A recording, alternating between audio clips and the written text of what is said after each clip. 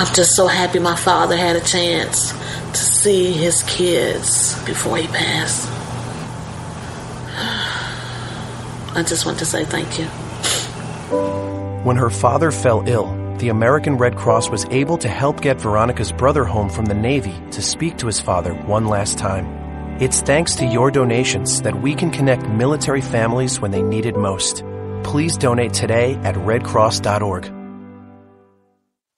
If you want to work until you keel over, have less of everything in retirement, or give back more of your hard-earned money to the stock market again, then just ignore me. But if you'd like to protect the money you save, receive a steady, predictable retirement income, and enjoy financial security for as long as you live, then listen to this. You can download a free report that reveals the wealth-building secrets Wall Street and the banks don't want you to know. You'll learn how you can get guaranteed growth, safety, and real prosperity without risking your money in the Wall Street casino, and how to get the money you need when you need it, simply by asking for it. This is the best way to have a 100% secure retirement and know your money will last as long as you do. To learn more about this method and to get your free report, go to 52security.com. That's the number 52security.com. 52security.com. Go to 52security.com. Hurt or injured in a car accident? It can be hard to take the proper legal action after a car accident, but waiting can cost you more. The law requires car accident victims to assert claims promptly. You could lose out by simply waiting. Call 800-709-4667 right now to see what your claim could be worth when handled by a skilled attorney. With a lawyer fighting and speaking up for you, you could be entitled to a big cash award. Call 800-709-4667. That's 800-709-4667. Now it's fast and easy to connect with the legal help you need after your car accident. Call 800-709-4667. The call is free, but you need to act now before time runs out on your claim. You need a lawyer to fight for you, protect you, and get you the compensation you need and deserve. Time's wasting. Call 800-709-4667. That's 800-709-4667. Call now. I considered suicide so I wouldn't put my family through all the pain. Many of our warriors are returning home from the battlefield, only to face a new war as they struggle with devastating injuries. At Wounded Warrior Project, we understand. We're there to help. Even though you think you're broken, you're not. It's the physical and the emotional healing that Wounded Warrior Project provides. With a gift of just $19 a month, you can join Wounded Warrior Project. You'll help provide critically needed programs and services that rebuild lives. Beautiful. There you go, buddy. The ongoing needs of our wounded and their families will continue for many years to come. Now is the time to show your support. Call now or go online with your gift of just $19 a month and we'll send you this Wounded Warrior Project blanket. It made me feel that there's people out there that care about us. After this event, we can finally maybe start to heal as a family and move forward. We need your help. The families are hurting. For many of our wounded heroes, the greatest casualty is being forgotten. That's why your gift of just $19 a month is so important. Please, call or go online right now. The following letters were written by our troops. My dear fellow Americans, I truly appreciate your support. I was starting to wonder if people had forgotten about us over here. But then one of my buddies showed me this website, and now as tears are streaming down my face, I can see for sure that you haven't. Private Emily B., U.S. Army. It's so heartwarming to see the American people not letting the men and women of the armed forces be forgotten. Your letters make a group of grown men, battle-hardened and gruff, act like a bunch of kids around a Christmas tree. Thanks. Staff Sergeant Matthew H., U.S. Army. Your support may be the most important thing our troops can carry with them. But don't take our word for it. Take theirs. To show your support, visit americasupportsyou.mil. Brought to you by the U.S. Department of Defense and the Ad Council. Millions of Americans every day are shedding unwanted pounds by taking tested and proven Ultra Lipo Stick. Carbohydrates are bad, bad. Our carbo-fighting antioxidant is good, good. Just listen to these satisfied customers. My name is Gail, and I lost like 20 pounds on Ultra Lipo Stick. My name is Jared, and I lost 46 pounds using Ultra Lipo Stick. My name is Zach, and I actually gained weight. This stuff sucks! Ultra Lipo Stick is safe and easy to inject. Just 3 doses 4 times a day discreetly underneath your fingernail. Listen to this. I used Ultra Lipo Stick and suffered from side effects like uncontrollable greasy discharge. Ultra Lipo Stick, it turned the armpits of all of my shirts orange. This stuff is crap. Try it today and see some real results. Ultra Lipo Stick. Not available in stores. Results may vary. Zinc Media. Feel the power of knowledge.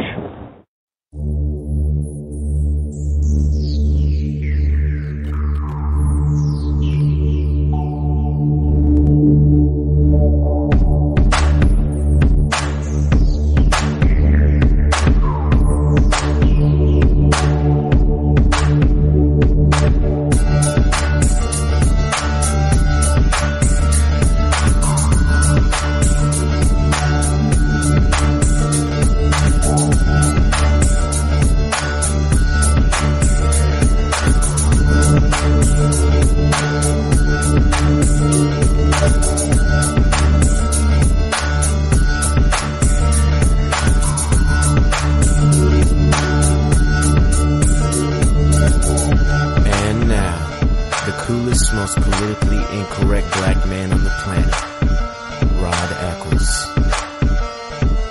Well, hello, my fellow Americans.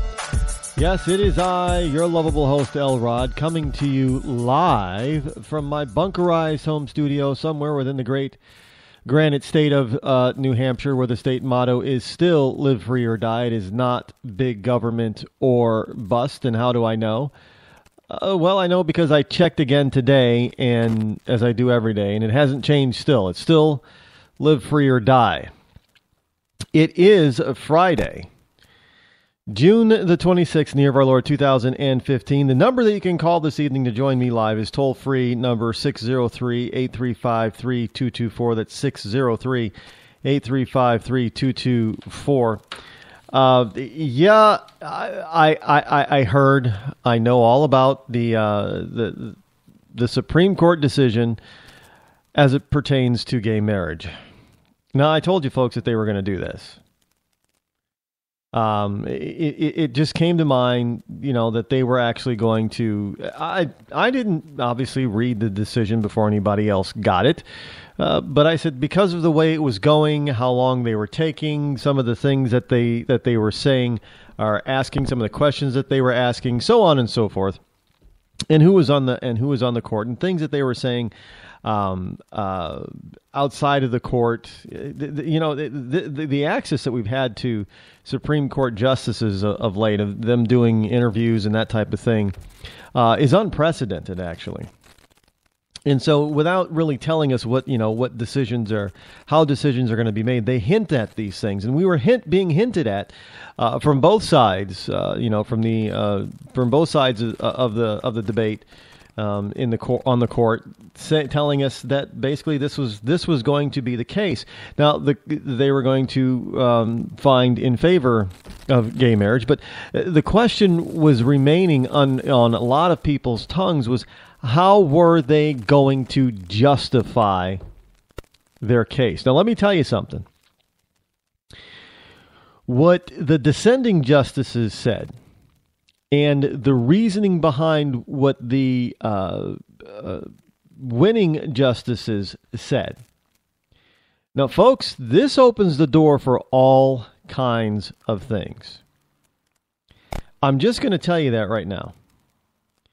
It is going to open the door to all kinds of things. Now, it is going, because now you're talking about redefining words. And the redefining of words has just been handed down by the Supreme Court as being okay. I mean, we're talking two major decisions. First, we're talking the Obamacare subsidies decision and now the gay marriage decision. We're talking the Supreme Court is saying it is okay to redefine words however you see fit. And when you see fit to change that definition of the word, well, that changes everything. Now, let me tell you how dangerous that is. When you start changing the meanings of words, well, the Constitution no longer has any meaning. Now, Justice Roberts, surprisingly enough, he's the one that's pretty much stated that how they came about this is not a celebration of the Constitution. Well, Chief Justice Roberts, you're the one that helped make the case for this type of argument in the first place when you first approved of Obamacare. And then when you upheld it, a key part of it, upheld it by not paying attention to the very law that should have prevented this whole thing. So it's kind of interesting that he's using that argument in this particular case. But see, while doing so, he's also saying, well, sometimes you can use this type of argument, and sometimes, on a whim, you don't have to, thereby changing the definition of words on a whim, thus making the Constitution pretty much null and void. I'm telling you right now, that is what this is all about. Now you have the ACLU, who used to be out there, front and center on, and we'll get into this a little bit later about religious rights, liberties, now backing away from it. And the reason is now that gay marriage is legal in all 50 states by a decree of the Supreme Court. Well, now everybody's going to have to be forced some way, somehow, to live and capitulate under such a rule. Now, you can't do that if there's freedom of religion. If you have a true, heartfelt religious belief, then you can opt out. But if you get rid of the religious freedom, well, now you can't opt out. You have to accept it. You have to bake that cake. You have to, a Catholic priest or has to LDS. How about that? Mormons and the Jehovah's Witnesses will be forced to officiate gay marriages. Islam. Can you imagine a gay marriage in an American mosque? Oh, hell, you think we got jihad now. You try to force a mosque to hold and officiate a gay wedding. Oh, hell's going to break loose. But I'm telling you this, the left is stupid enough to try this. Because now they have the ammunition. And they can easily redefine what religion is and what religious freedom is. They're doing all of this redefining of words, and thank you, Bill Clinton, so much. Now a lie is no longer a lie. It's just a degree of truth. Well, it's not really a lie. There is some truth in there, Rod. Well, no, he lied. No, there's a little bit of truth to it. So he didn't really lie. It's not really a lie. If there's some truth to it, it's not really a lie. No, he lied. No, we're redefining the word lie. And if there's some truth to it, it can't be a lie. It can't be religion if you keep out 2% of the population. If you discriminate against 5% of the population, it can't be a religion. That's not religion. That's racism and bigotry. Religion cannot uphold bigotry. Yeah, can I say something I'm going to digress from this just a second. I have been reading over the past couple of days on the internet, everywhere, social media, that type of thing, Speaking of bigotry and racism, I have been reading and noticing, people commenting on the Confederate battle flag issue, and this kid killing 9 churchgoers, including a pastor, at a black church in South Carolina. Now, I've been listening to this stuff. I've been watching this. I've been reading, following this quite closely, actually. Just the reaction of people. And I find it amazing that once again, there are a bunch of white people out there trying to determine and tell black people what racism is all about. Blacks are like, this is what Christianity is all about. We're supposed to, forgive those who trespass against us. Christ told us that.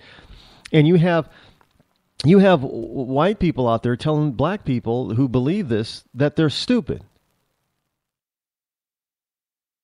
And that they don't understand racism then. And that this kid was a total... Forget the fact that the kid had, was surrounded by other ethnic backgrounds his whole life. Some of them were included in his circle of friends. No, he was still... Simply because evidently he walked in there and he told the black people to leave. Well, okay, what if they left? There was nobody else in there. What was he going to do? Was he going to, stand there and just shoot up the place? But we're told, well, yeah, he just wanted to start a race war. That's what he was all about. Well, I don't know how you start a race war by shooting, 9 people. When there have been, bigger massacres than that, no race wars have started. But again, when you point this stuff out and these liberals are telling you, well, evidently, Rod, you just don't understand racism and how institutionalized it is. I mean, excuse me? See, here's the problem. You liberals are so racist and so bigoted that you don't even realize that you're the racist ones. Because you're out there telling us that hey, nothing has changed since Selma. Like, are you kidding me? We have more interracial couples today than ever before. The Census Bureau tells us about all the interracial, multiracial children that have been born, that it is now a significant portion of our population that can no longer be, they're defined as other, I guess, multiracial. So, and we've elected non-white people, officials, to various levels of governmental office freely. Over the past 20 years, and a number of them, including to be president of the United States, we have elected these people. But yet, we still have some white people out there telling us that, well, yeah, we're still a racist nation. We're still divided along racial lines. How is that? Are you the one who's doing that? Are you the one who's perpetuating this false narrative on race issues? Yes, you are. But yet, when I point this out, you want to tell me I don't understand racism. And I find it very interesting that you have white people out there telling black people and other brown people that they don't understand racism. Now, if they were to say, well, we don't understand racism against white people, okay, I might buy that argument, but that's not what they're saying. What they're saying is that me being a black and being part Cherokee, I don't have a clue what I'm talking about when it comes to racism and bigotry. I've been told this, folks. It's you can't help but wonder where their minds are at when they utter such total and complete nonsense. Well, Rod, if you just don't see the racism that's still there, man, we're still a racist nation, then you just don't understand racism. You do know that I'm black, right? Well, that's irrelevant. You should know then. Well, no, it's not irrelevant because you're talking about racism towards black people. And that would mean I would be on the receiving end of such racism. So I think I would fully understand it because I would and have experienced it, correct? Well, yeah, but you've probably never experienced, and I love that. You've probably never experienced it. That's why you don't understand. How would they know? Yeah, of course I've experienced it. I'm just I'm flabbergasted as to wonder how they could possibly know that I would not have experienced it. That I lived such a sheltered life. Yeah, that I would never ever encounter, that I have never ever encountered race. I've never been stopped by a cop, according to some people. Oh, you don't know what it's like to be pulled over by the police. Really? Oh, okay. As if I've never been pulled over before. You don't know what it's like, to have police question you because they think that you're a criminal. Really? I haven't. Okay. You don't know what it's like to have somebody not like you because of the color of your skin. Look, these are things that white people have told me. White liberals have told me. I wish I could make this stuff up, but I'm not. So this whole notion is that what they're doing is they're trying to redefine our society, the words that define our society. And by redefining the words that define our society, they can redefine our society. Do you understand what I'm telling you? I mean, this goes from the White House on down, folks. I mean, we've changed the definition of recession. Technically, we haven't recovered from a recession. But this is the new normal now. This is what we're supposed to expect.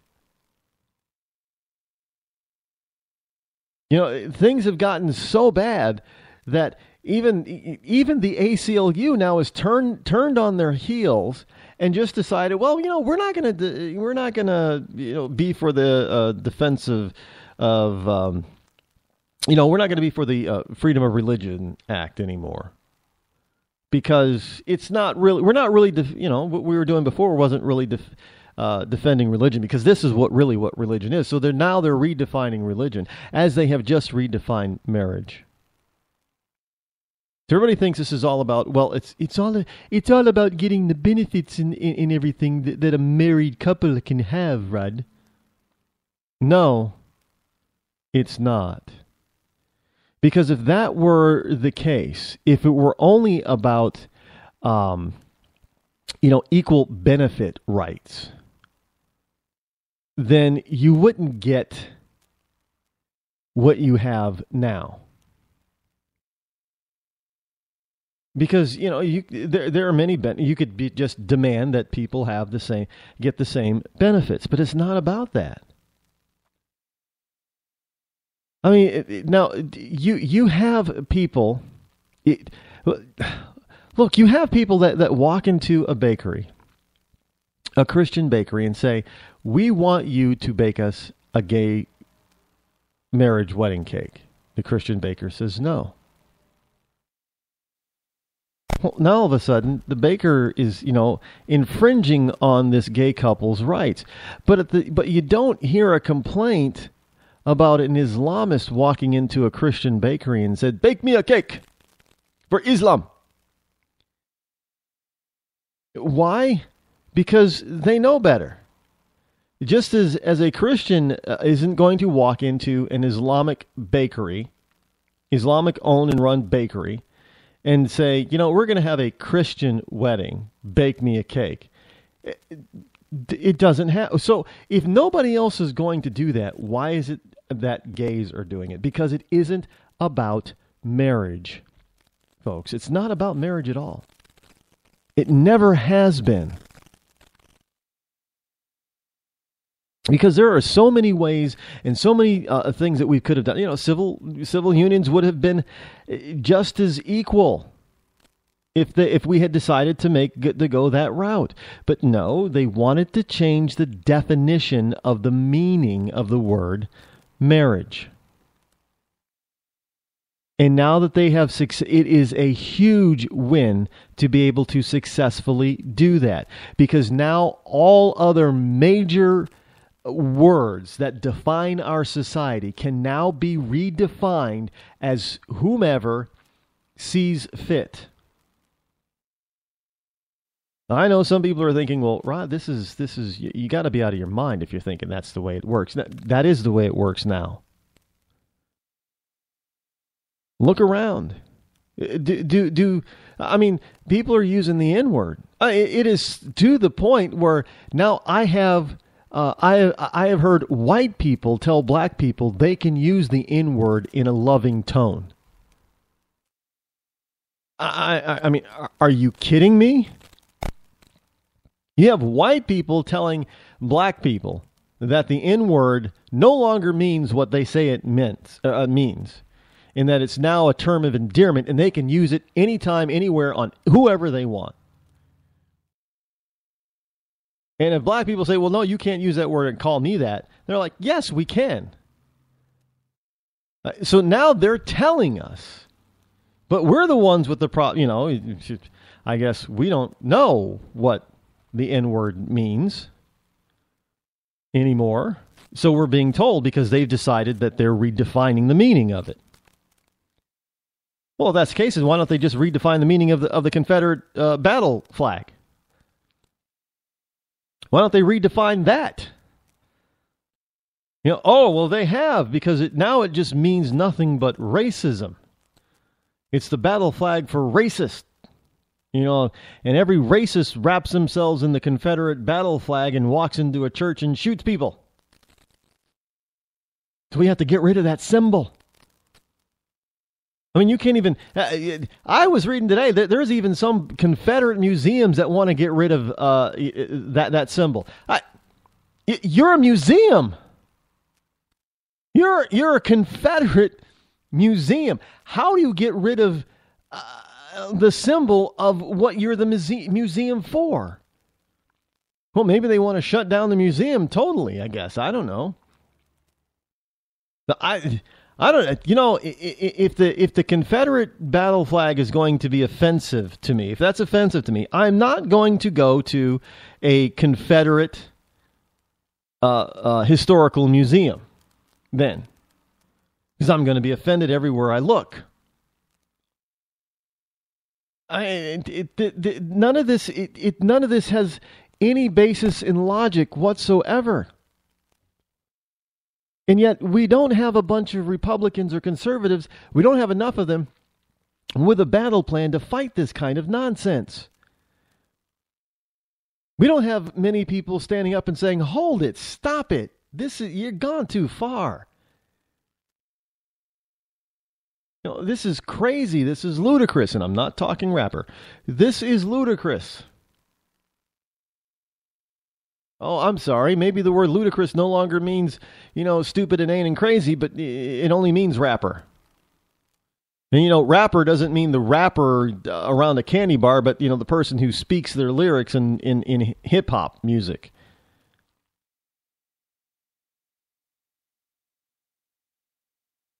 So we have all of these, you can't have a stable society that is going to be that is able to redefine the meaning of major words that the society is based on. You cannot have a stable society if you're capable of doing that, changing those meanings of those words on a whim. Your society will fall and crumble. You will be subjected to anything. And if you think I'm crazy, I'm telling you right now that the gays have their marriage. And don't get me wrong, I have no, I have no problem with who people want to love. And frankly, neither does the Bible. It doesn't talk about it at all. It just talks about the sexual act, actually. But you can't have, I'll have to finish this on the other side. We'll be right back, folks.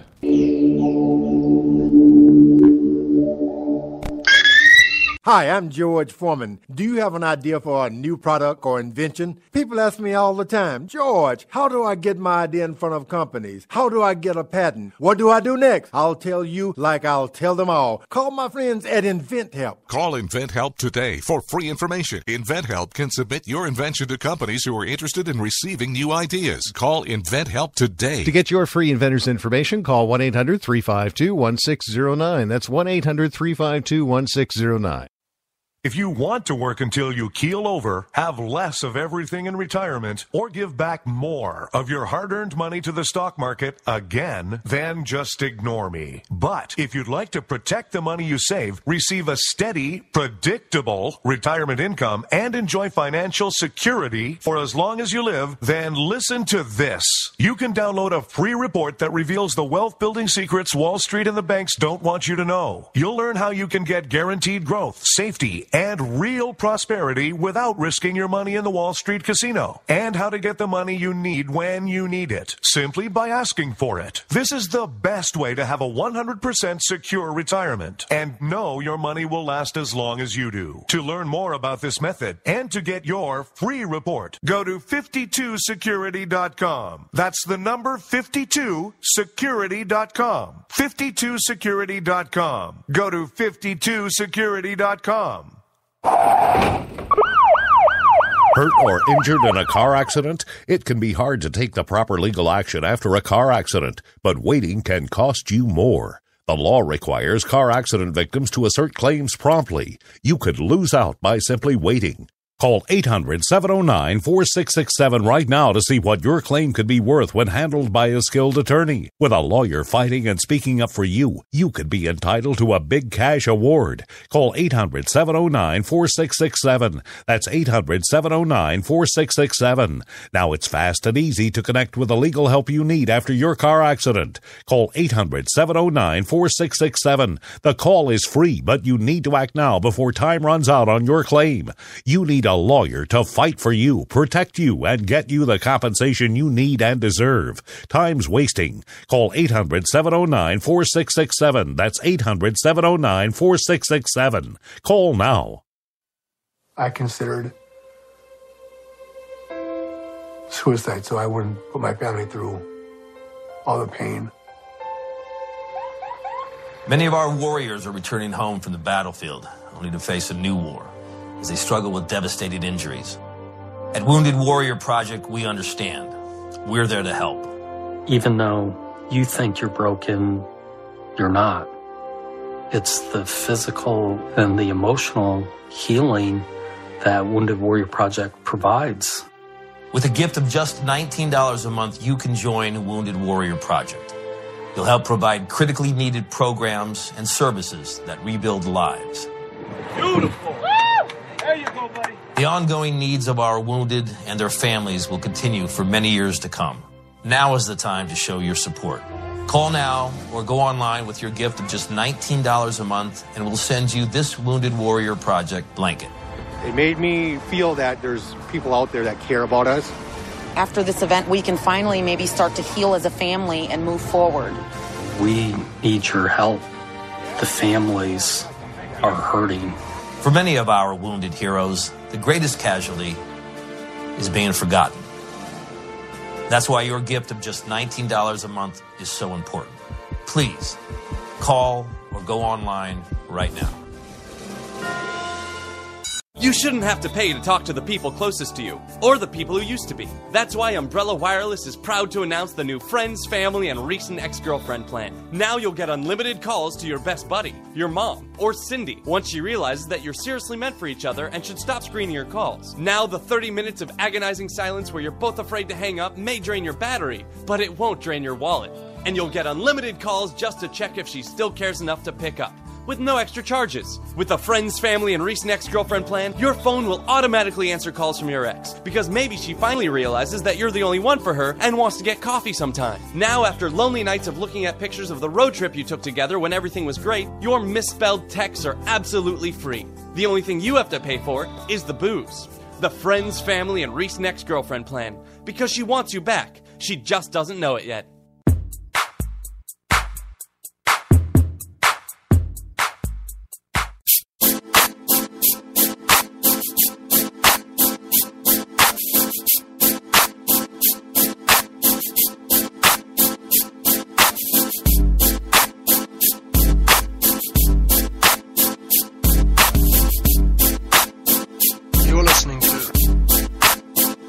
Rod Eccles Show.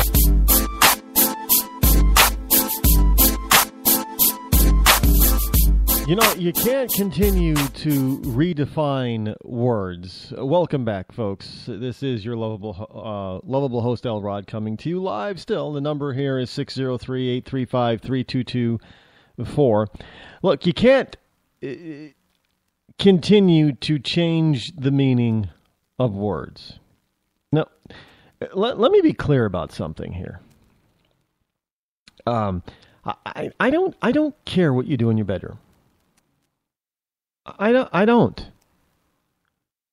I mean, if you're gay, if you're bisexual, if you're transgender, what have you, fine. Nothing wrong with it. Well, I mean, some people might find a lot wrong with it, but in my book, there's nothing wrong with it. You're just being human.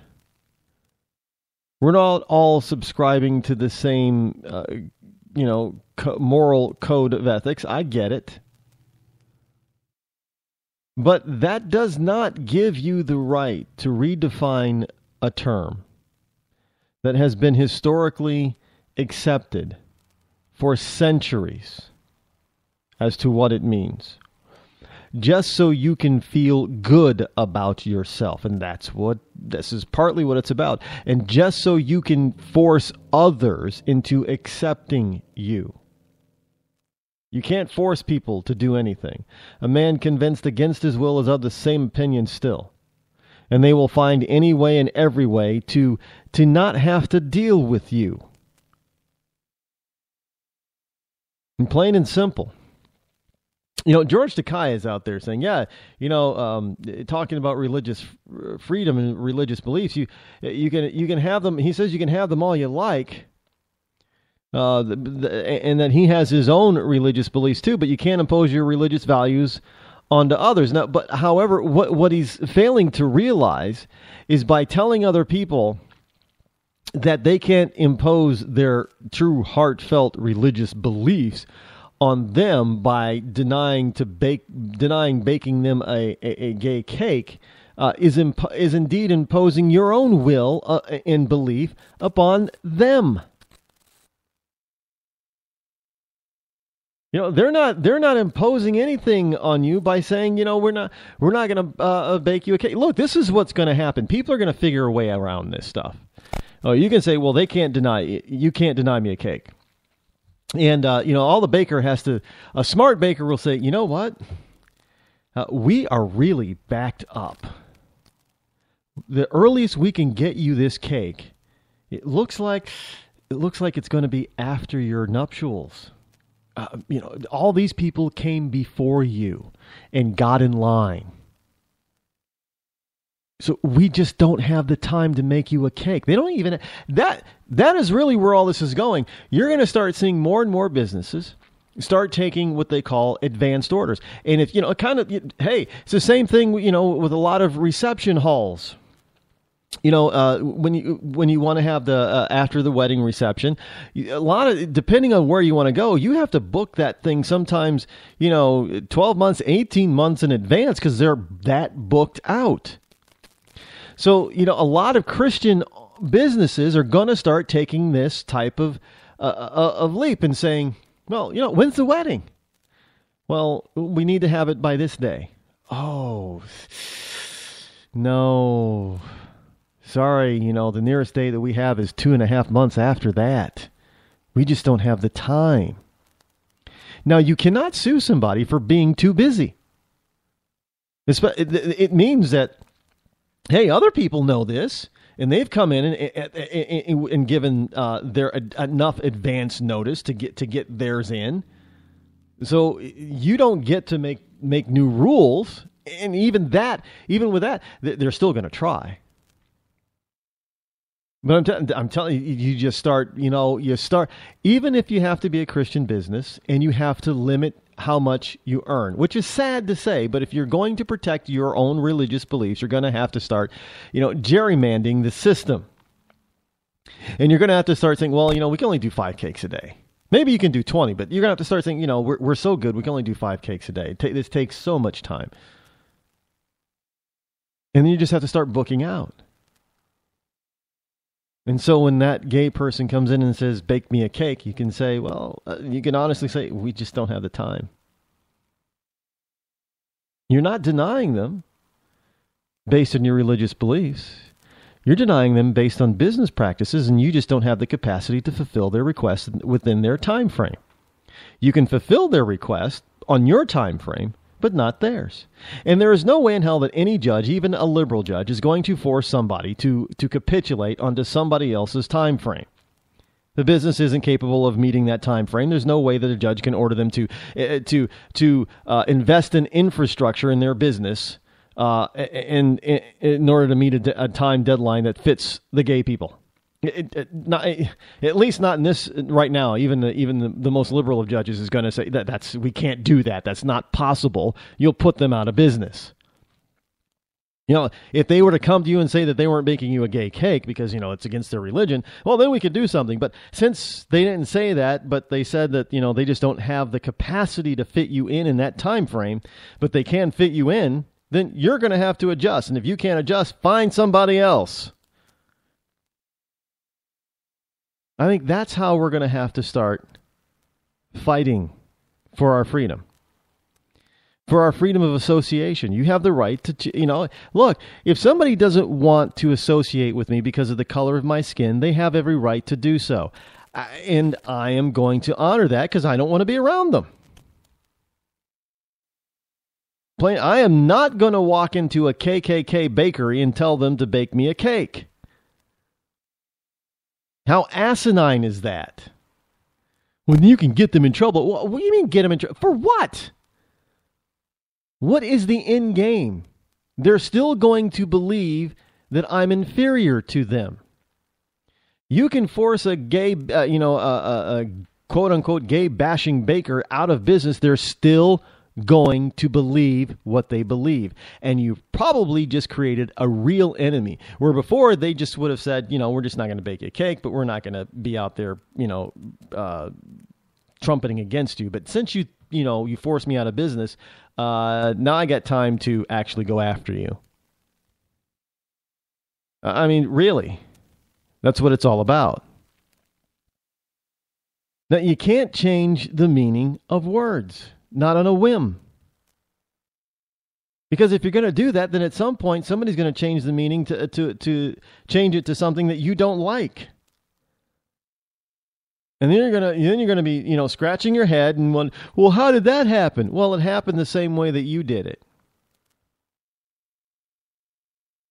I don't see anybody running around, speaking of the N-word, I don't see anybody running around calling white people, cracker. And meaning it in an affectionate manner, or honky. Hey, cracker. That's my cracker. Can you imagine? But you know what? I guess blacks aren't allowed to do that. We're not allowed to change the meaning of words like that. No, I can say cracker. Because, it just means that I like them.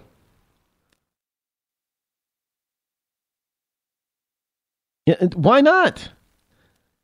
If the N-word is good enough for us, if it's okay for a white person to say, to roll up on me and say, "Hey, my nit,"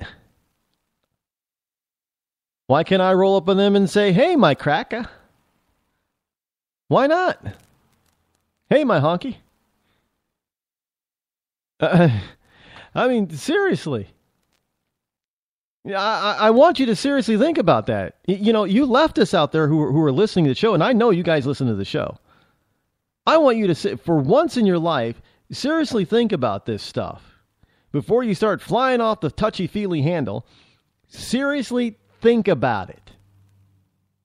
Now, I know that there are some of you out there who will probably say, well, if somebody wants to call me a honky, that's okay. If they don't mean it in a mean way or they're not being mean-spirited, I guess it could be okay. Well, it shouldn't be okay. But there are a few of you real leftist radicals out there who will say that. But the majority of you will probably say, no. No, you're not. Well, hey, I guess we've already defined the word cracker because now we have the musician Uncle Kracker, right? Yeah, he's a white guy. So why not? But, the very notion that they're trying to redefine terms really shows you just how bad their position is, how weak their position is, how weak their argument is, that very few people will follow their argument and be on their side in the argument. So they have to change the meaning of stuff in order to win converts. So if religion no longer means, something based on faith, but rather something that is based on the human condition, well, that's something totally different now. So in other words, if you switch Catholicism from being based on faith in the Word, faith in the Bible, to being that based on the human condition, oh, well, humans change, from century to century, from decade to decade, and now it's quite all right for homosexuality to be okay. Well, then that means that the Catholic Church would have to change on a whim. Well, that's not religion, but that's what they're trying to redefine it as. So as to not to upset anyone or to impose your belief on anyone. Forget the fact that they're imposing their belief on you. But that's what it is. So the landmark Supreme Court decision, you had Justice Roberts out there.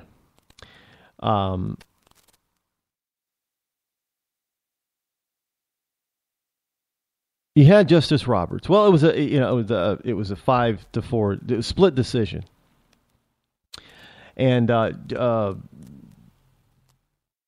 Justice Anthony Kennedy was the swing vote in this, and he wrote the majority opinion.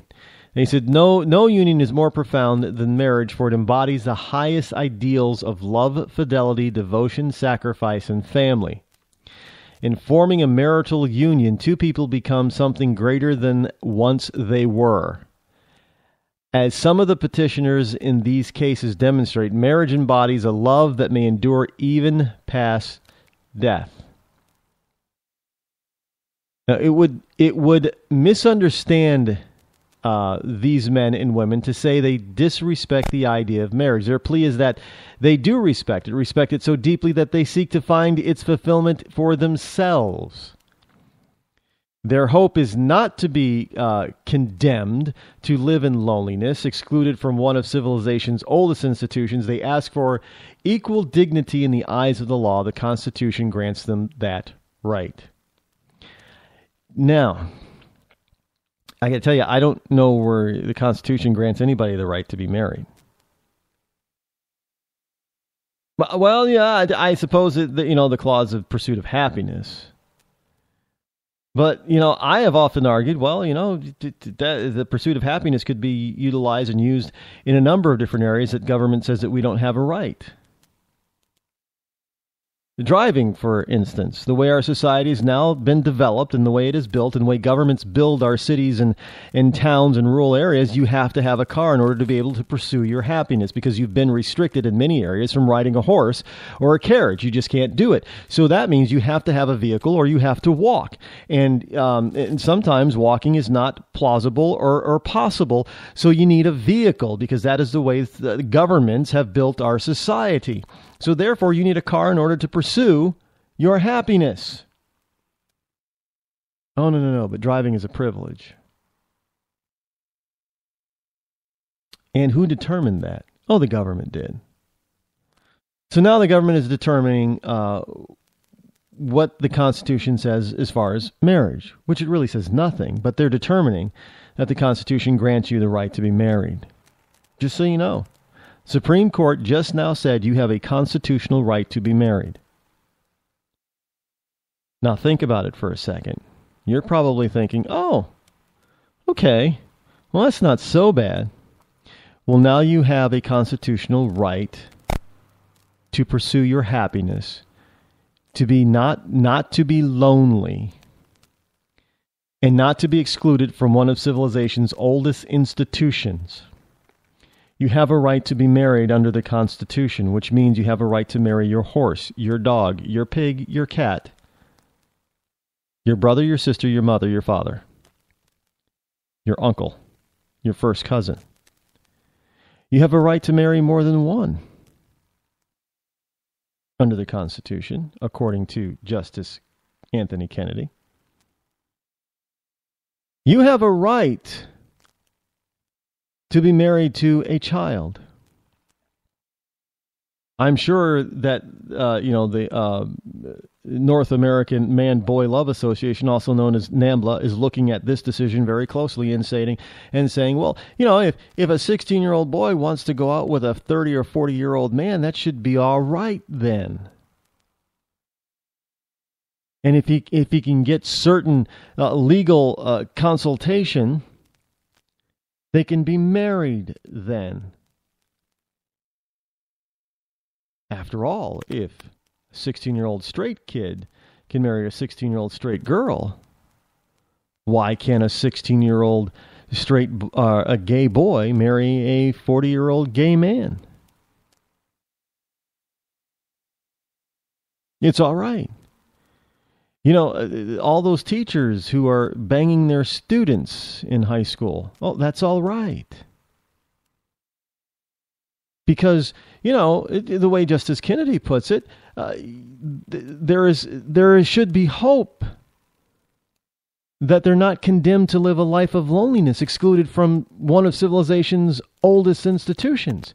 They're only asking for equal dignity in the eyes of the law, and the Constitution grants them that equal dignity.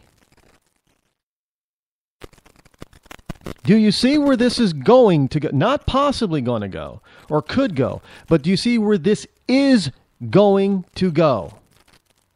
This is the direction that it is going to go. They have opened the Pandora's box. And let me tell you something, half of them, of the Supreme Court justices, are not going to be alive in about 10 or 15 years to have to deal with this mess. Not because somebody's going to kill them, it's just because they're old already. They're just going to die from natural causes. They're not going to be around to have to deal with this. The rest of us, many of us are still going to be here. We're going to have to live with all of this crap. And then you're going to start seeing more and more and more government laws and intrusion into your life, into your church, into your Bible, into your beliefs that are going to force you to change your belief system, at least in the public. And it may even get to the point where you can't even have a dissent in your own home.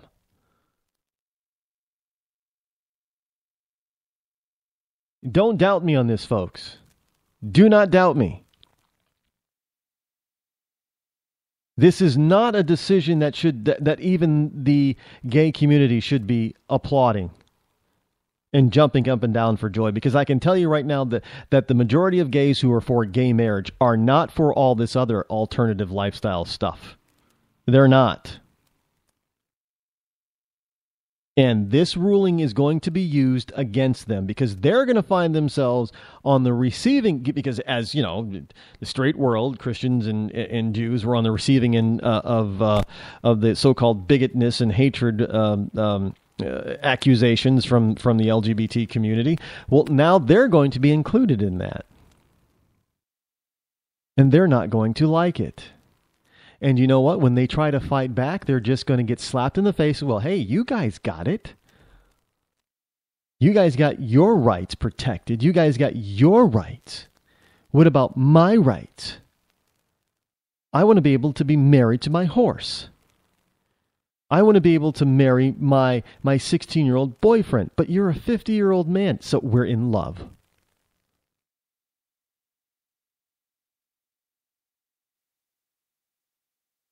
You know, I'm just saying this is where it's going to go. There is no ifs, ands, or buts about it. And it is going to be, it's going to be such a way that done in such a way that many people are going to feel, when in the hell did that take place? And we're going to look back to this day and say, this was not the starting point, but the leaping point. We had been crawling and walking to this point for a very long time, but once we got to this point, we leaped far ahead into areas that we did not really intend or want to go.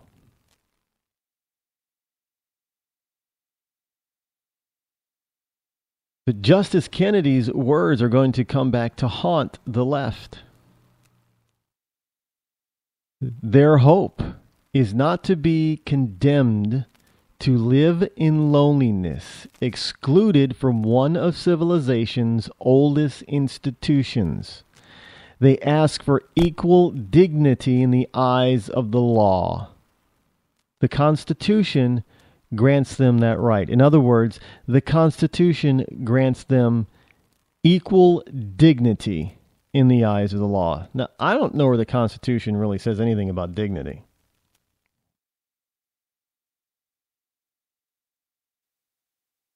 Now, when all Americans are treated as equal, we're all more free, is how President Obama responded to the news. Well, we're not all treated as equal. We're not. Now those who have strong religious beliefs, unless maybe you're Islamic, will be targeted.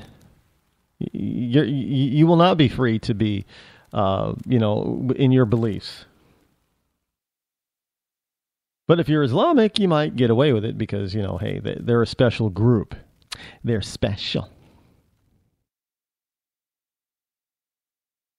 And people think that Obama's views have evolved over time. I don't think his views have really evolved. I think he's always had these sort of views. He's just moderated them in order to be elected where he was trying to be elected. Hey, well, unless, of course, he really is a Muslim, in which case, and then he's really at odds with himself right now. And that's not unplausible for him to be at odds with himself. However, Chief Justice Roberts decried the Supreme Court's decision to legalize gay marriage in a dissent that said the majority opinion had ignored the Constitution. Now, he says, celebrate the achievement of a desired goal, celebrate the opportunity for a new expression of commitment to a partner, celebrate the availability of new benefits, but do not celebrate the Constitution. It has nothing to do with it. And indeed, he is absolutely correct in that matter. He argued that the biggest problem with the court's decision is the disrespect it shows for the democratic process. He and other conservative justices said the issue of whether states should recognize gay marriage should be left to the states. But, you can go ahead and do things to keep Obamacare around instead of putting that in the hands of the state. But gay marriage should definitely be left in the hands of the state. Yes? Well, that according to Justice Roberts. Stupid is as stupid does, I guess. In this particular case, it really is stupid.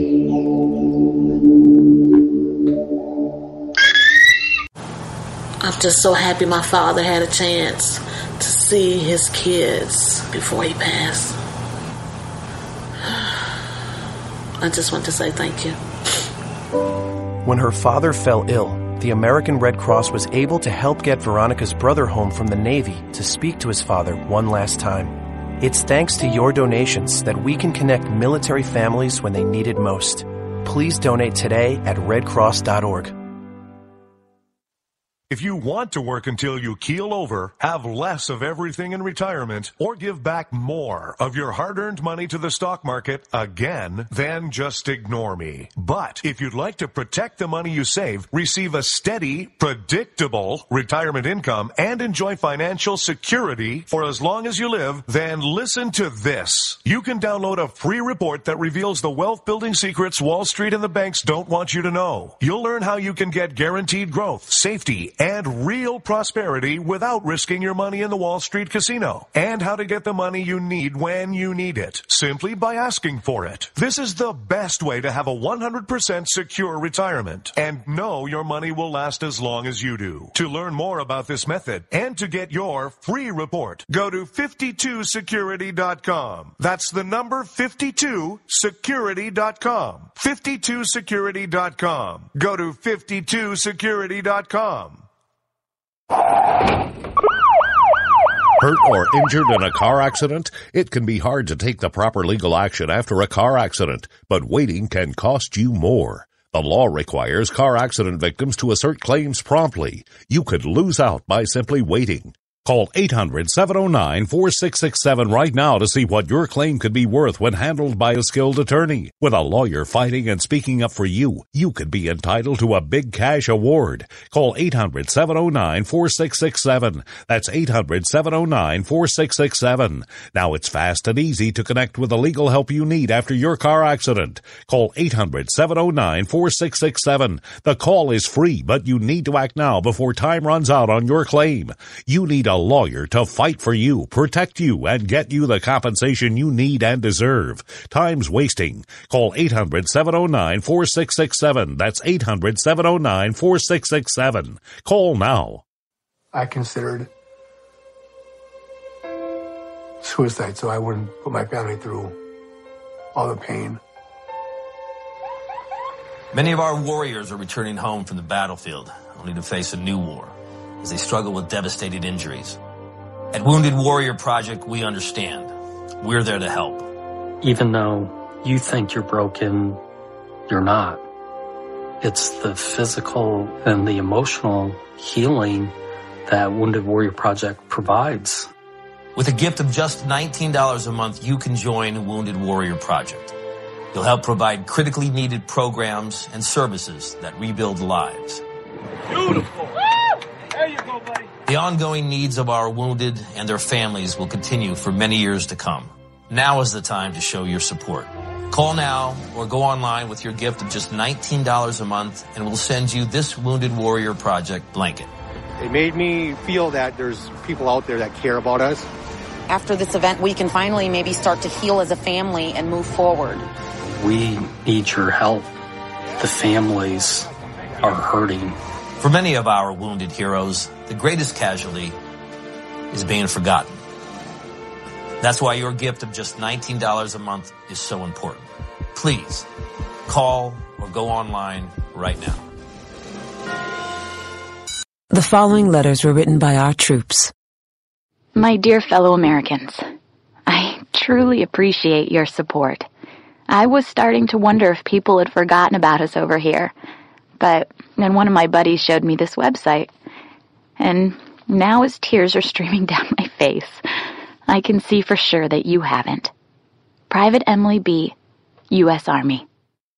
It's so heartwarming to see the American people not letting the men and women of the armed forces be forgotten.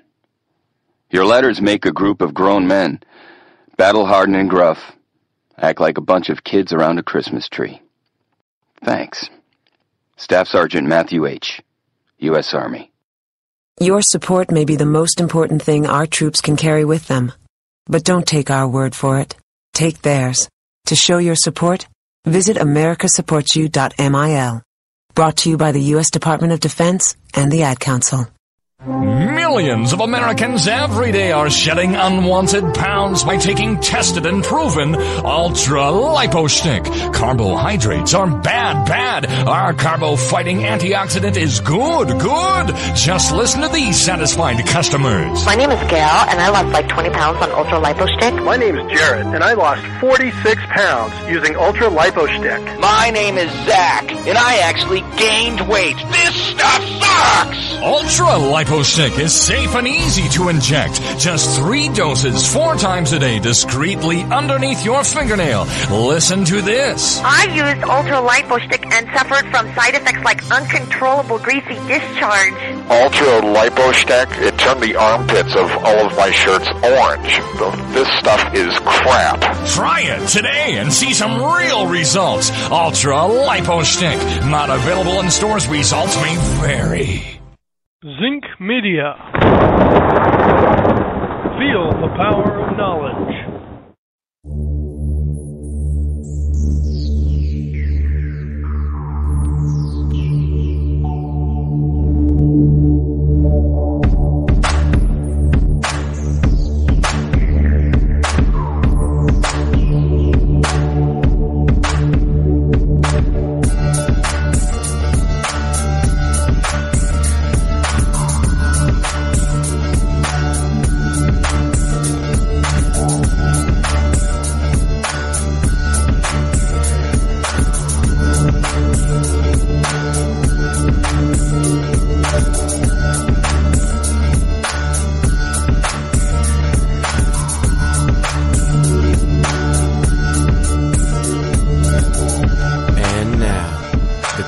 Most politically incorrect black man on the planet, Rod Eccles.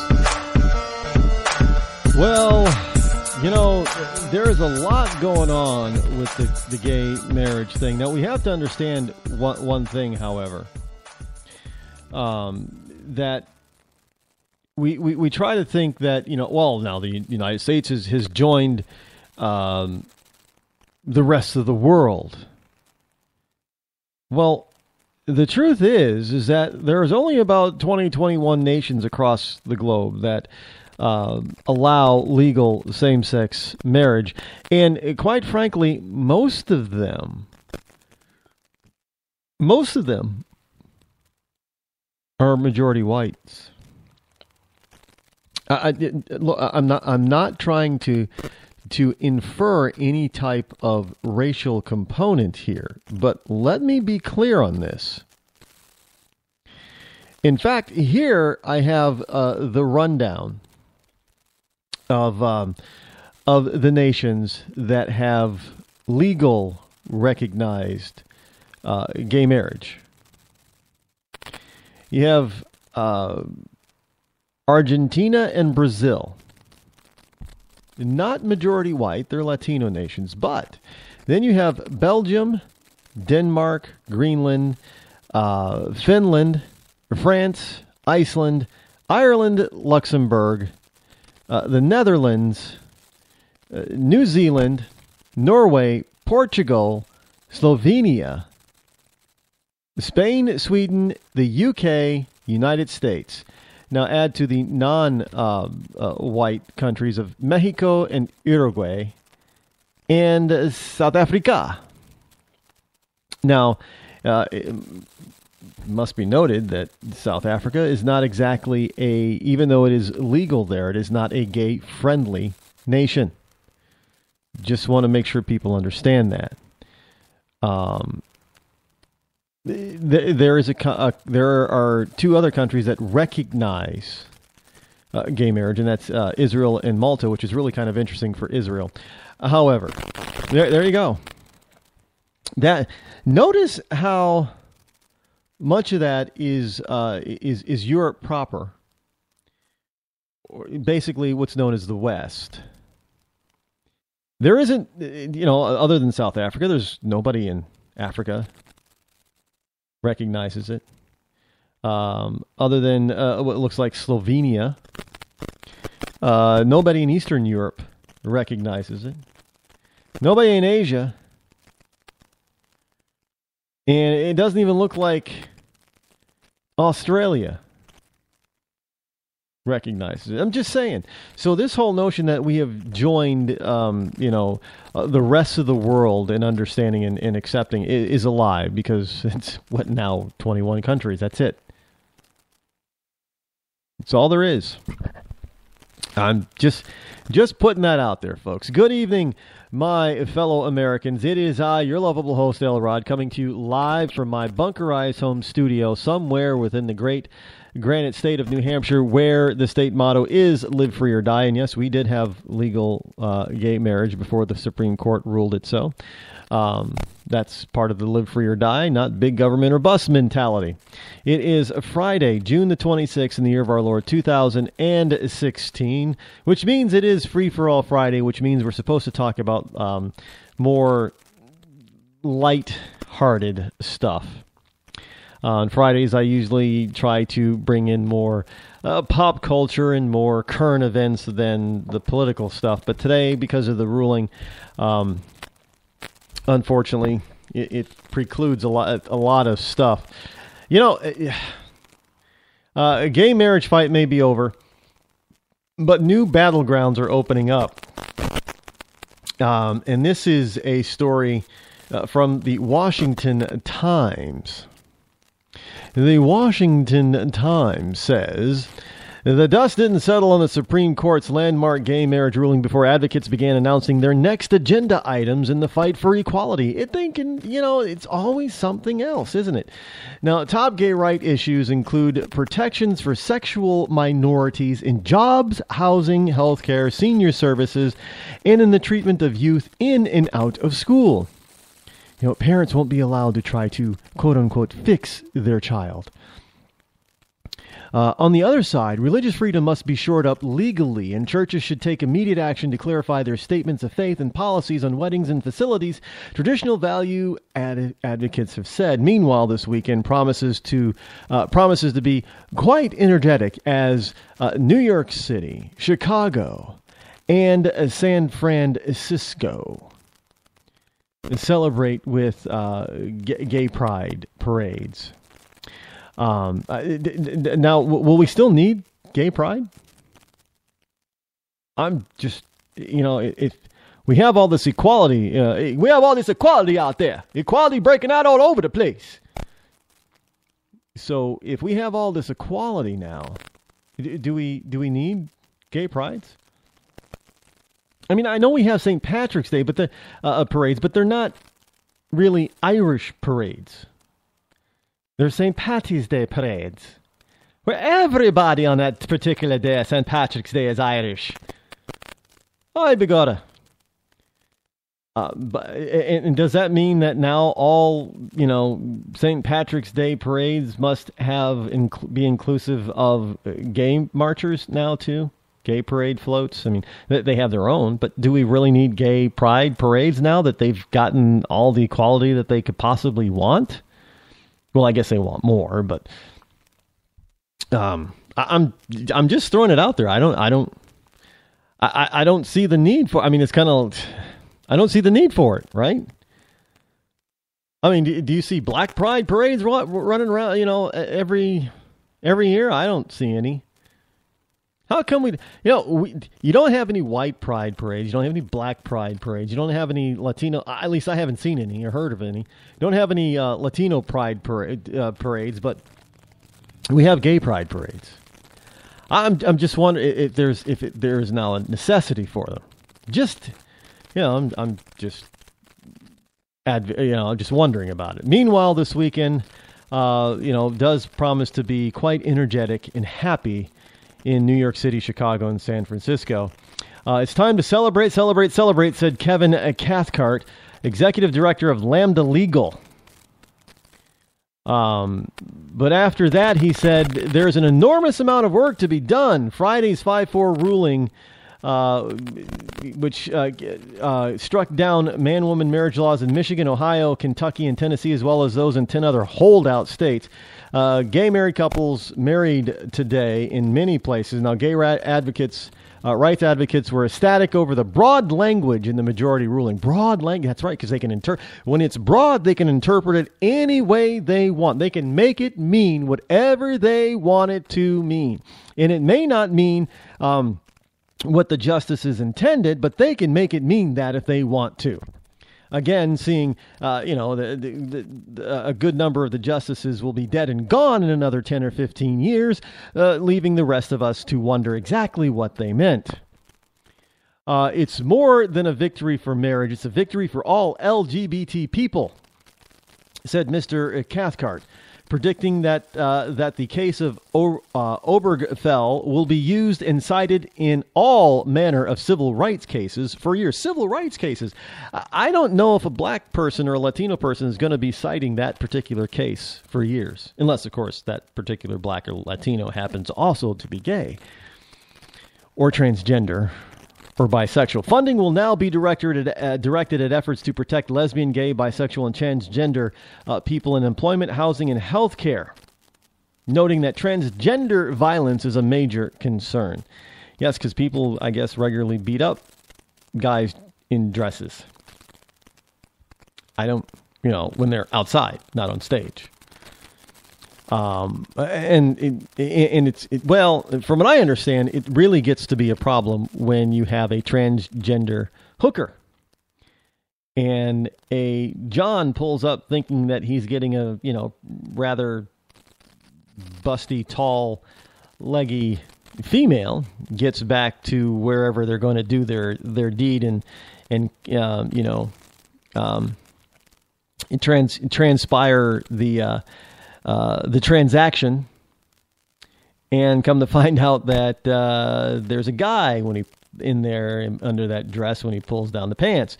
That often leads to a little bit of violence.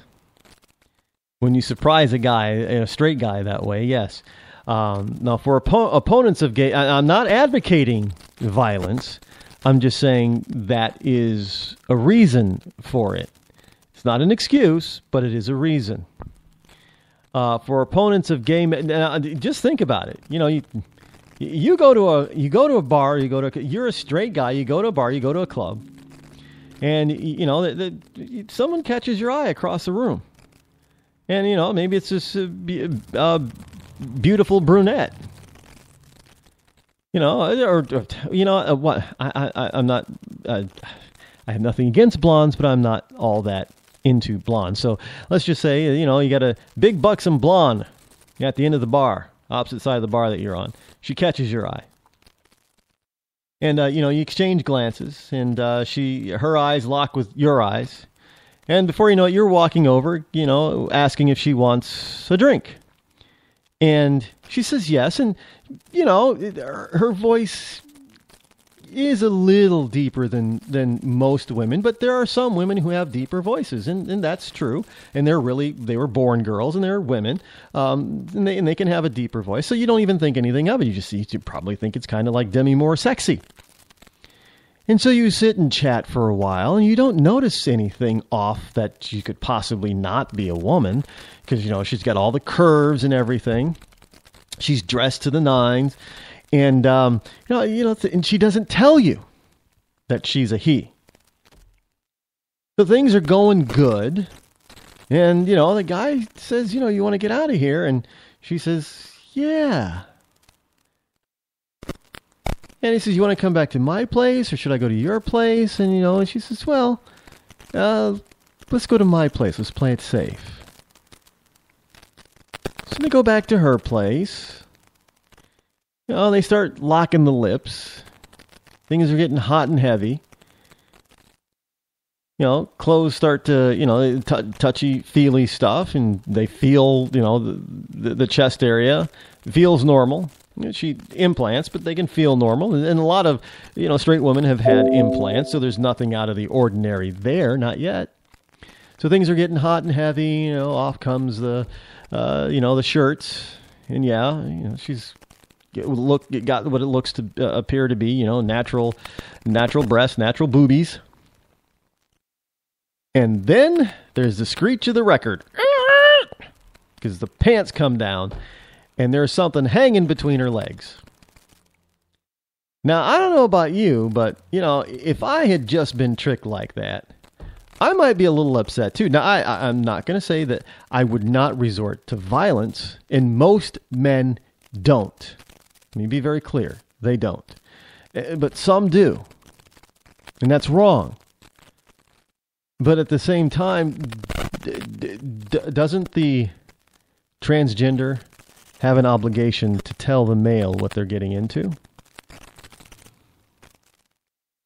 It would save a lot of problems and a lot of headaches. Just saying.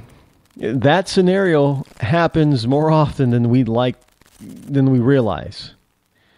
And when it happens on a level that is, on a sketchy level, like in a seedy bar, or you're picking up a hooker, those types of people those types of guys are not going to be the exact kind that take kindly to that kind of stuff without violence. I'm just saying. It doesn't make it right. It absolutely is not. Let me be clear on that. But is it not the fact that the transgender also has to bear some of that responsibility? Just saying. Well, no, because nobody has the right to beat up any. Yeah, no, I get it. I just said that nobody has the right to do that, to harm somebody else. However, it could have been prevented simply by the transgender saying, "Hey, you know what? I'm a tranny." Some guys actually like that. I'm just saying. But you would quickly get rid of the guys that don't, and there would be no violence. But anyway, we will denounce this same-sex marriage practice in our services. We will not teach it in our schools. We will refuse to officiate at this type of wedding, and we will not accept any encroachment on our First Amendment rights, said Pastor Rick Scarborough, president of Vision America Action. These are for opponents of gay marriage. The ruling means an all-out defense of the First Amendment freedoms of the religious speech and association. Now, Mr. Pastor Scarborough said, the court can no more redefine marriage than it can redefine gravity. Although I must tell Mr. Scarborough that, yes, they can redefine the meaning of the word, and they can redefine what gravity really is if they so decide to change the meaning of the word gravity. And trust me, if by changing the definition of the word gravity could somehow advance their liberal cause, they will do it. Now, I, at this particular juncture, cannot think of any possible way of them gaining anything by changing the definition of gravity, but at some point, they if it becomes an advantage for them to do so, they will do so. They will change it. If it's an advantage to make the word gravity mean something else, they will do it. Just saying, because we can look at a very short history over the past 6 years, especially, but ever since Clinton, they've been changing what words mean on a regular basis to fit their own twisted desires. Now, while Christ followers reject and repudiate all vestiges of homophobia, intolerance, and bigotry, I know for certain that the moment biblical truth stands defined as hate speech in our nation, America as we know her will cease to exist, warned the Reverend Samuel Rodriguez, president of the National Hispanic Christian Leadership Conference. Now, you have to understand, all these ethnic groups, black ethnics, blacks, Latinos, Asians, they're not all coming on board for this, this kumbaya moment. And quite frankly, even in some countries that have gone the distance, and like Mexico, that have gone the distance and legalized gay marriage, they're not exactly gay friendly. Mexicans in general are not exactly gay friendly.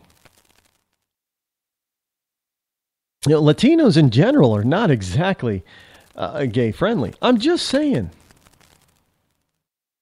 So this whole notion that we're joining the rest of the world, that is not so. And these pastors and religious leaders are absolutely correct in girding their loins for the fight of their lives coming up. Because all of this rhetoric, all this money, all this energy that was directed towards making marriage, same-sex marriage, legal will now be directed at them. It'll be a full force, full frontal assault on religious freedom and religious beliefs. Don't doubt me, folks. Do not doubt me on this. It is coming. And again, we're the ones that are going to have to deal with the mess. We're going to have to clean it up because it is going to get messy. And some of the Supreme Court justices are just not going to be around anymore to try to clarify what they meant. And somebody else is going to have to look after the mess that they created. I love this. Just kick it down the road. Well, this is this is what the Constitution means. No, it's not. No, Justice, this is not what the Constitution. I would say, well, go back to 1776 and 1786 and 1800 and try to tell me if the Founding Fathers in the first round of leadership, American leaders, were all for this type of thing. If that was codified in the Constitution, they would say no. Absolutely not. But now we're kind of stuck with it. Now, some faith leaders took heart in what Justice Anthony Kennedy's words, that religious people may continue to advocate with utmost sincere conviction that by divine precept, same-sex marriage should not be condoned. But the left is going to look past that. They're not even going to quote that from Justice Kennedy in the future. They're going to say, well, he said that we should be able to. They're never gonna, quote that kind of stuff. Hey, did you know that California has approved something? You're probably thinking, well, when did California approve now, Rod? California has gone the way of, how should I say, taking more rights away from people in this whole notion that they're doing something for the greater good. It hasn't been signed yet, I don't believe, but this is something from the Christian Science Monitor, and that the California lawmakers approved child vaccine mandate bill. The General Assembly approved a bill that would eliminate the exemption for personal or religious beliefs that allow parents to opt out of vaccinations. It is currently unclear whether Governor Brown will sign the bill. So in other words, they've just said, well, you parents are too stupid. You don't get to choose whether or not your kid is vaccinated or not. And we don't care about your religious beliefs. Now, if they're going to go that route of not caring about your religious beliefs on a vaccine, do you think they're going to care about your religious beliefs on your beliefs on same-sex unions? Absolutely not. Just telling you, folks, this is where we're going. This is what's happening. So the California Assembly has approved a hotly contested bill requiring that almost all public school children be vaccinated. Now, the legislation would eliminate the exemption for personal or religious beliefs that allow parents to opt out of vaccinations. Thursday's vote was one of the last major obstacles before the measure heads to the governor's desk for either approval or disapproval.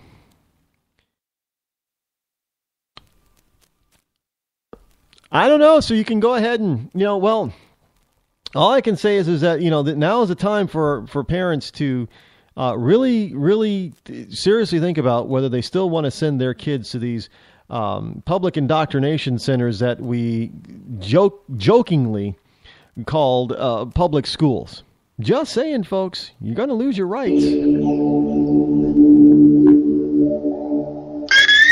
Hi, I'm George Foreman. Do you have an idea for a new product or invention? People ask me all the time, George, how do I get my idea in front of companies? How do I get a patent? What do I do next? I'll tell you like I'll tell them all. Call my friends at InventHelp. Call InventHelp today for free information. InventHelp can submit your invention to companies who are interested in receiving new ideas. Call InventHelp today. To get your free inventor's information, call 1-800-352-1609. That's 1-800-352-1609. If you want to work until you keel over, have less of everything in retirement, or give back more of your hard-earned money to the stock market again, then just ignore me. But if you'd like to protect the money you save, receive a steady, predictable retirement income, and enjoy financial security for as long as you live, then listen to this. You can download a free report that reveals the wealth-building secrets Wall Street and the banks don't want you to know. You'll learn how you can get guaranteed growth, safety, and real prosperity without risking your money in the Wall Street casino, and how to get the money you need when you need it, simply by asking for it. This is the best way to have a 100% secure retirement and know your money will last as long as you do. To learn more about this method and to get your free report, go to 52security.com. That's the number 52security.com. 52security.com. Go to 52security.com. Hurt or injured in a car accident? It can be hard to take the proper legal action after a car accident, but waiting can cost you more. The law requires car accident victims to assert claims promptly. You could lose out by simply waiting. Call 800-709-4667 right now to see what your claim could be worth when handled by a skilled attorney. With a lawyer fighting and speaking up for you, you could be entitled to a big cash award. Call 800-709-4667. That's 800-709-4667. Now it's fast and easy to connect with the legal help you need after your car accident. Call 800-709-4667. The call is free, but you need to act now before time runs out on your claim. You need a lawyer to fight for you, protect you, and get you the compensation you need and deserve. Time's wasting. Call 800-709-4667. That's 800-709-4667. Call now. I considered suicide so I wouldn't put my family through all the pain. Many of our warriors are returning home from the battlefield, only to face a new war as they struggle with devastating injuries. At Wounded Warrior Project, we understand. We're there to help. Even though you think you're broken, you're not. It's the physical and the emotional healing that Wounded Warrior Project provides. With a gift of just $19 a month, you can join Wounded Warrior Project. You'll help provide critically needed programs and services that rebuild lives. Beautiful. There you go, buddy. The ongoing needs of our wounded and their families will continue for many years to come. Now is the time to show your support. Call now or go online with your gift of just $19 a month and we'll send you this Wounded Warrior Project blanket. It made me feel that there's people out there that care about us. After this event, we can finally maybe start to heal as a family and move forward. We need your help. The families are hurting. For many of our wounded heroes, the greatest casualty is being forgotten. That's why your gift of just $19 a month is so important. Please call or go online right now. You shouldn't have to pay to talk to the people closest to you, or the people who used to be. That's why Umbrella Wireless is proud to announce the new Friends, Family, and Recent Ex-Girlfriend plan. Now you'll get unlimited calls to your best buddy, your mom, or Cindy, once she realizes that you're seriously meant for each other and should stop screening your calls. Now the 30 minutes of agonizing silence where you're both afraid to hang up may drain your battery, but it won't drain your wallet. And you'll get unlimited calls just to check if she still cares enough to pick up. with no extra charges. With the Friends, Family, and Recent Ex-Girlfriend plan, your phone will automatically answer calls from your ex, because maybe she finally realizes that you're the only one for her and wants to get coffee sometime. Now, after lonely nights of looking at pictures of the road trip you took together when everything was great, your misspelled texts are absolutely free. The only thing you have to pay for is the booze. The Friends, Family, and Recent Ex-Girlfriend plan, because she wants you back. She just doesn't know it yet.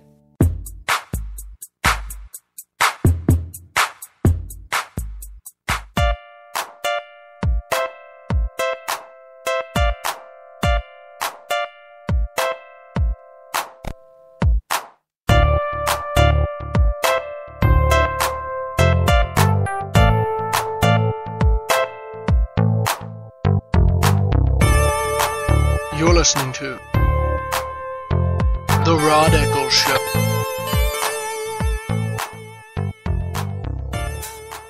And we are back. Hey, this is from the OrlandoSentinel.com.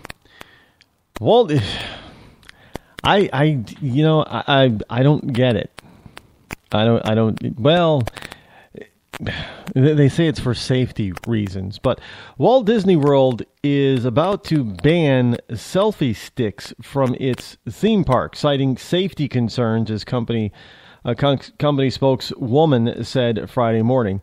Under a new policy which takes effect this coming Tuesday, the poles won't make it past the bag check at any Disney World theme park. The sticks also won't be allowed in Disney World water parks or Disney Quest, a gaming attraction at downtown Disney. Now, what they're saying is that we strive to provide a great experience for the entire family, and unfortunately, selfie sticks have become a growing safety concern for both our guest and cast. Disney World spokeswoman Kim Prunty said. Prunty, Prunty. The selfie sticks will also become forbidden at Disneyland resorts in California on June 30th. Now, the prohibition kicks in at Disney parks in Paris and Hong Kong on July 1st. I don't know why it has to be done in phases. Guests will be checked for the equipment during the routine bag check that happens near the park's entrances. They will have an option of turning in their selfie sticks for pickup later or go back to their cars or hotel rooms to stow them. Visitors will be told of the policy in locations such as parking lots and at the resort's hotels. The prohibition will be added to the park rules post on Disney World's websites. Now the issue has been building at Disney. Previously, the sticks were prohibited from its rides, and no selfie sticks signs were at select rides such as Big Thunder Mountain Railroad, Magic Kingdom. Cast members have given verbal warnings to rule breakers, and several incidents preceded the change, but officials have been discussing the rules for some time. Disney said this week at Disney California Adventure Park, a roller coaster was halted after a passenger pulled out a selfie stick. The ride was closed for an hour. Selfie stick users put smartphones and cameras on the ends of the poles to extend their reach, frequently capturing theme park moments through self-portraits. The tools have been banned in public places, including some museums and stadiums worldwide, for obstructing views or causing safety issues. This whole notion of the selfie is gotten... I didn't know these things existed. I should have known, really. A selfie, this is what it's really for, selfie stick. I didn't know these things existed. There have been times I've often wondered, well, how do people get this picture? You know, it's clearly not taken by somebody else, but it's too far. It extends out too far from a person's potential arm reach. And it looks like their arms are closer to their body, not, how people take a selfie. You can see how one of their arms is out a ways. But I've often wondered that. Just think, well, I guess because of the angle and everything, it looks like a selfie angle. And at that angle, somebody who was taking it would have to be very tall. But I didn't know that they were done with these so-called selfie sticks. I guess I should have known. But yours truly didn't know. I didn't. Look, I can't keep track of everything out there. But this whole notion that people need to take a selfie wherever they go. I mean, Whatever happened to, hey, sir, could you please take this? I know some people are afraid that if you give your camera, your smartphone to somebody else, they're going to abscond it and run away. That has happened in the past. Yeah, you never know. But if you know, well, if you're young and fit, and then you give it to an old fat guy or an old fat woman, and you know that they can't outrun you, so you know you don't pick somebody who looks like they're in better shape than you are to take your picture for you. I'm just saying. You know, use a little bit of common sense there, but this whole notion that everything has to be captured, not for posterity's sake, for self enjoyment, but so they can share it to the world. You know, frankly, it's nice if your friends go to, places that they go to. I am not all about seeing every aspect of their vacation. And I don't want to see it plastered all over. I know that's what Facebook and Instagram and Photo Bucket and those types of services are all about. I get it. But it doesn't mean I want to see it. It's why I never really got into Instagram, right? Instagram. Because in order for a lot of this type of stuff to work, I mean, you literally, honestly have to be adding photos constantly. If you're doing one or two a day, forget it. You're not. If it's just for your friends and family, okay. But if you intend to actually use the system and take full advantage of it, I guess, one or two photos a day is not going to cut it. It's like you gotta post one an hour. I mean, this is how fickle people are. In order to do that, you got to take pictures of. I guess people want pictures of themselves. They want to see, you.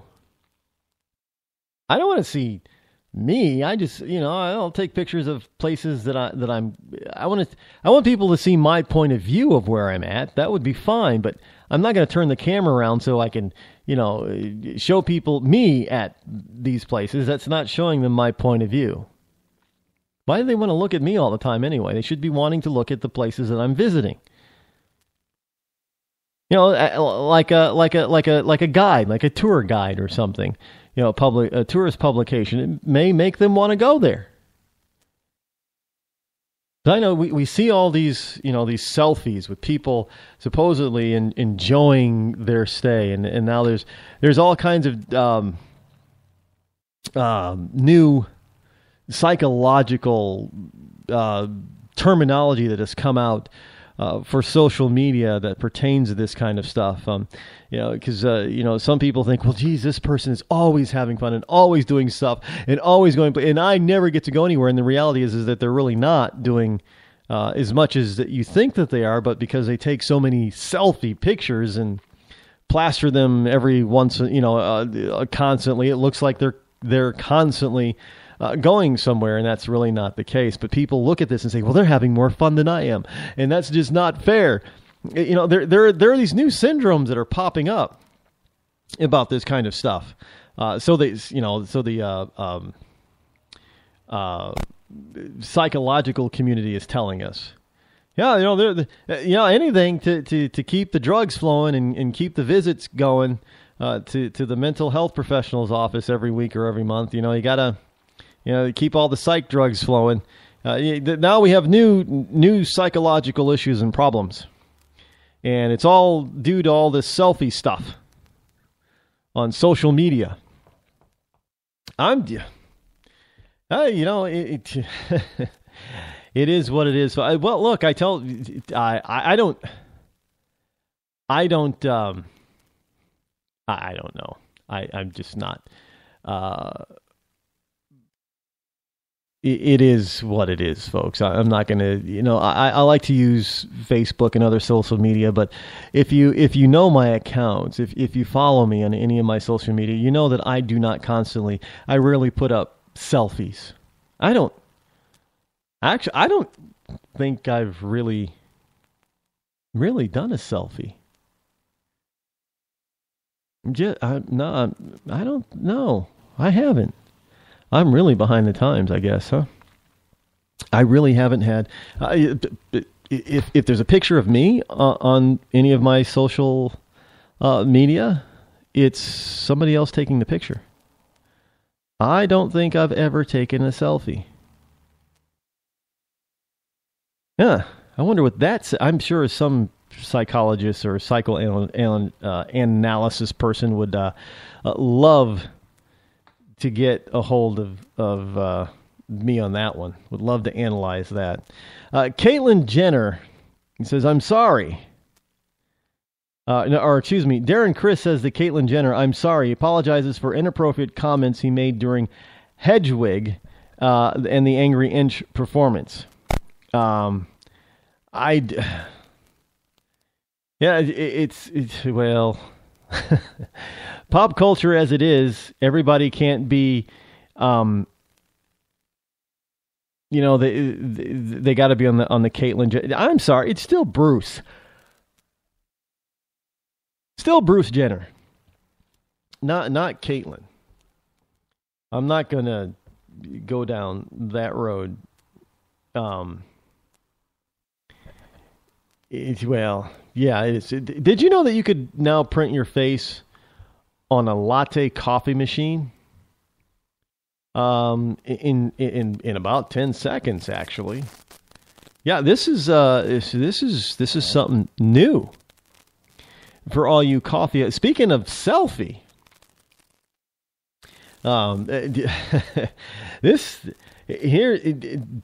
just think about this now. Take a picture of yourself somewhere, and so now you can print your face on a latte. A coffee machine lets anyone create intricate foam art in just 10 seconds. Now, the machine costs about $1,000, combines 3D printing with an inkjet system.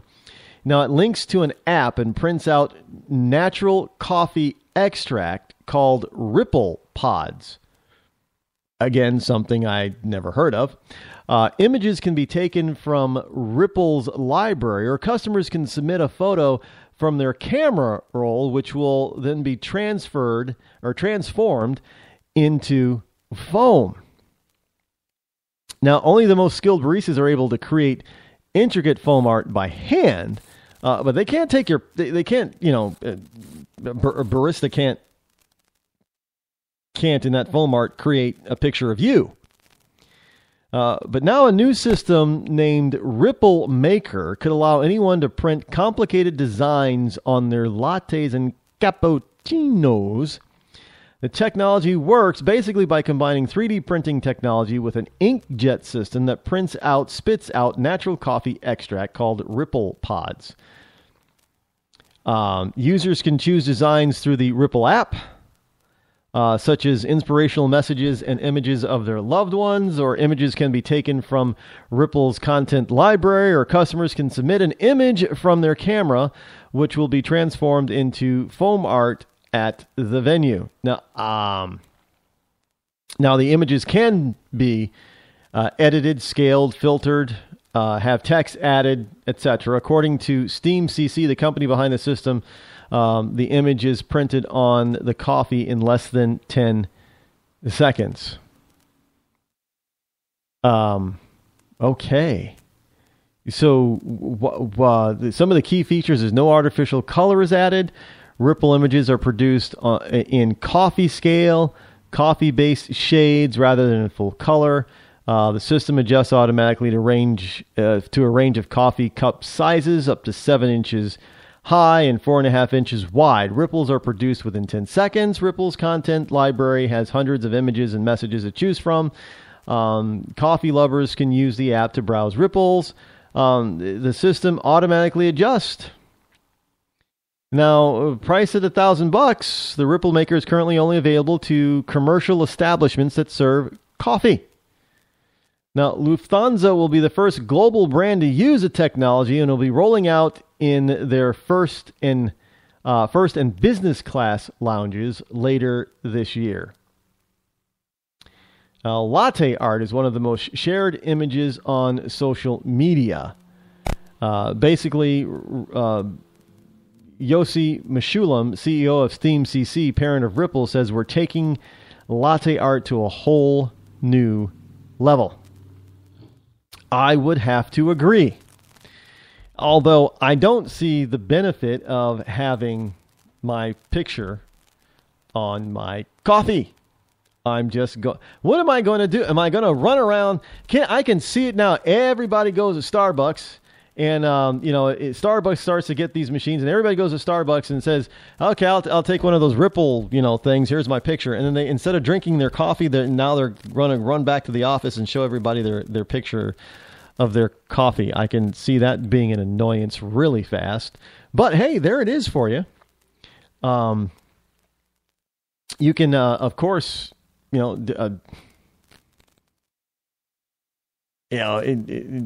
can put your own. You can put just about any picture you want. Evidently, so hey, did you know that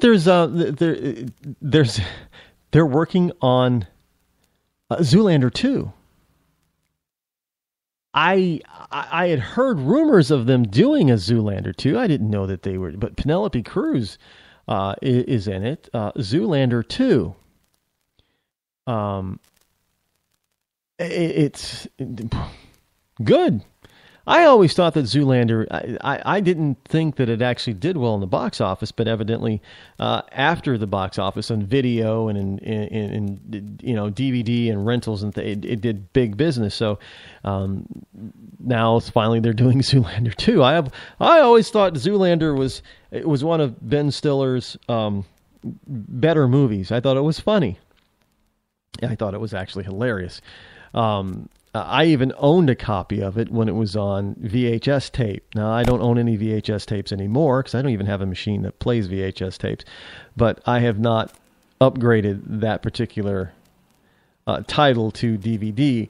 But I did think it was funny. And so it's, they're doing sequels to a whole bunch of movies and, revamps and restarts to a whole bunch of movies. So why not Zoolander, I guess. Zoolander 2. Hopefully it'll be as funny as the first ones. Are you rich?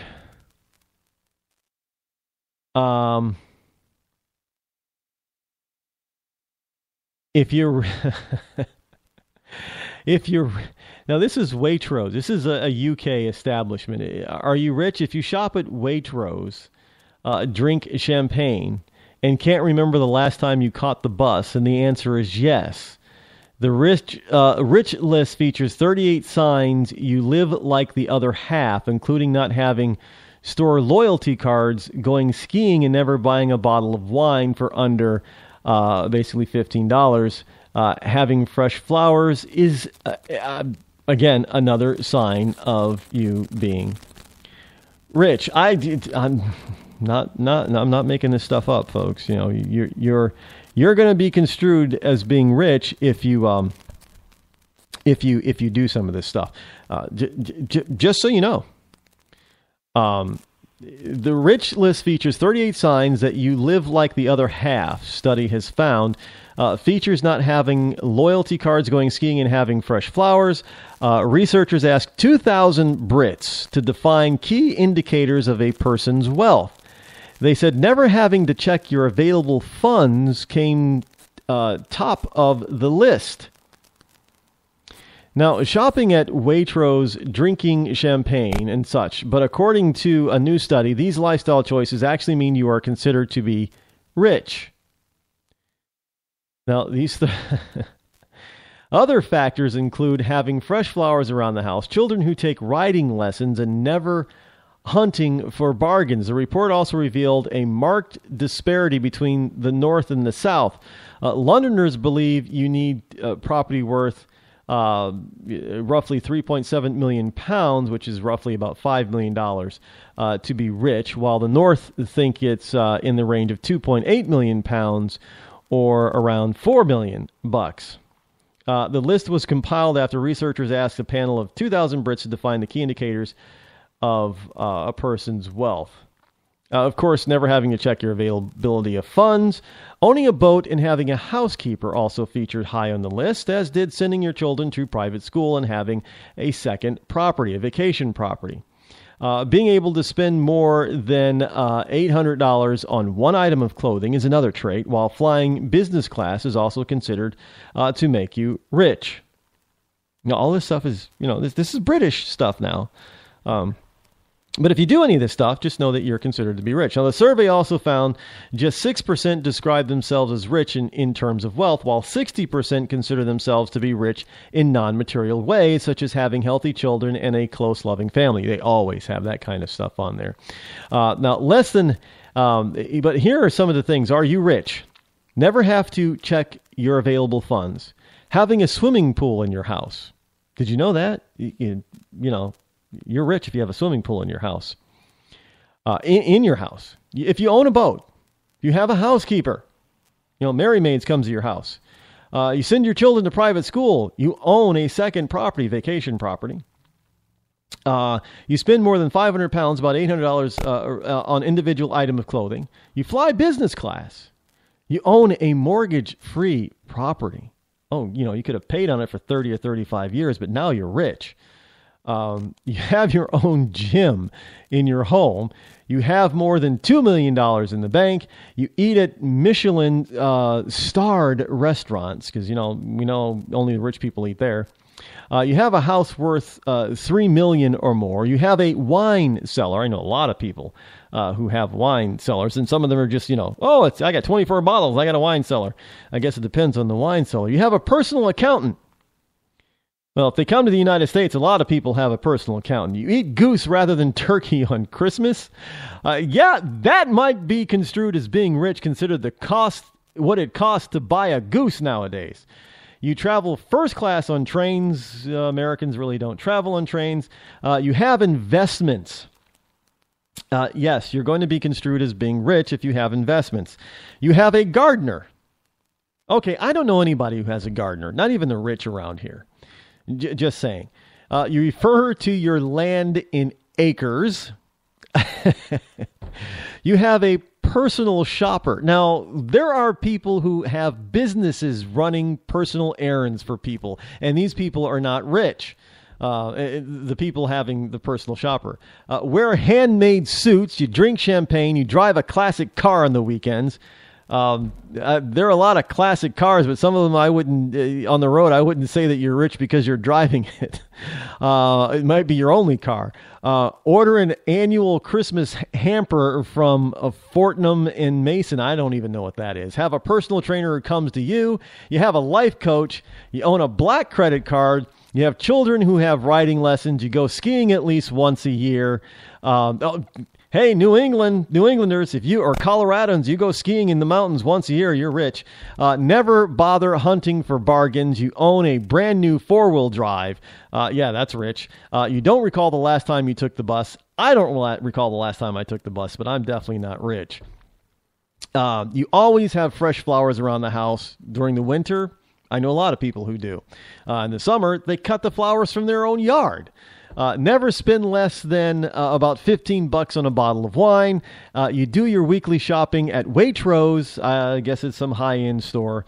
You have a designer dog, and you don't have loyalty cards. A lot of people have designer dogs, those little yip-yip things. Can't stand them. So if you have all of that stuff, or even some of that stuff, on that list, you can honestly say that you are now a part of the rich class. So go out this weekend and live the life, because now you know for sure that you are rich. I am out of time for today and for the week. I'm Rod Eccles. This has been the Rod Eccles Show. Have a wonderful weekend, everybody. See you back here on Monday. I'm out.